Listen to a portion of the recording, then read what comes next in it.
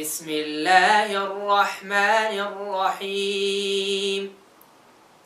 يا أيها النبي لم تحرم ما أحل الله لك تبتغي مرضات أزواجك والله غفور رحيم.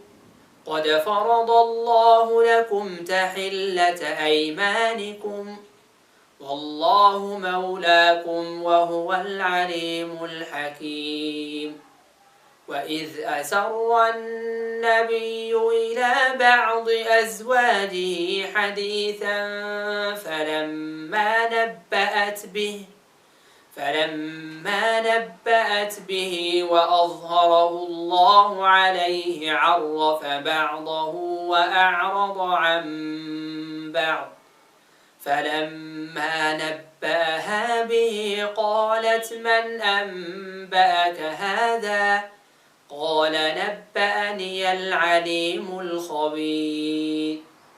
إن تتوبا إلى الله فقد صغت قلوبكما وإن تظاهرا عليه فإن الله هو مولاه وجبريل وصالح المؤمنين والملائكة بعد ذلك ظهير. عسى ربه إن طلقكن أن يبدله أزواجا خيرا منكن مسلمات مؤمنات قانتات تائبات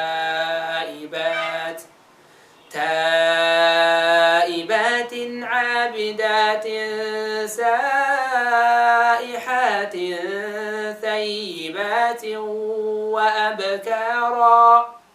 يا أيها الذين آمنوا قوا أنفسكم وأهليكم نارا وقودها الناس والحجارة عليها ملائكة غلاظ شداد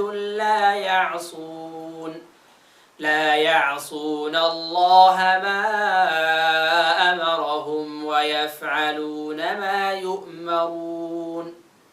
يا أيها الذين كفروا لا تعتذروا اليوم إنما تجزون ما كنتم تعملون.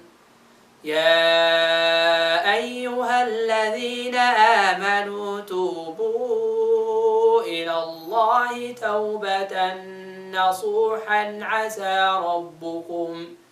عسى ربكم أن يكفر عنكم سيئاتكم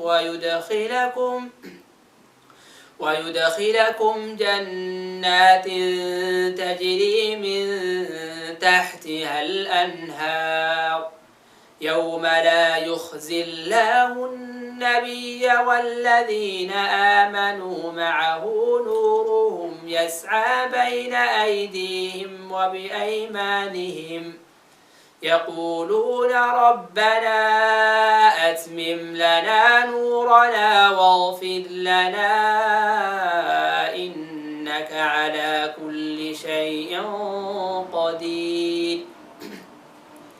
يا أيها النبي جاهد الكفار والمنافقين واغلظ عليهم ومأواهم جهنم وبئس المصير.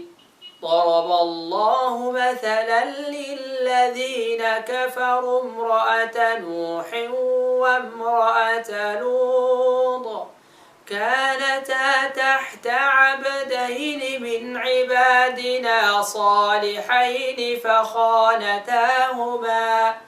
فخانتاهما فلم يغنيا عنهما من الله شيئا وقيل ادخلا النار مع الداخلين وضرب الله مثلا للذين آمنوا امرأة فرعون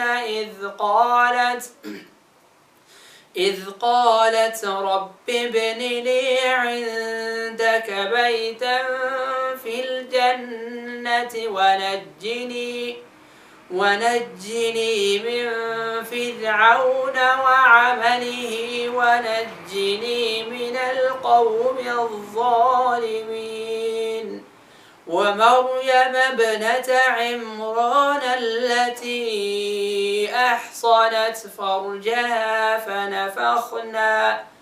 فنفخنا فيه من روحنا وصدقت بكلمات ربها وكتبه وكانت من القانتين.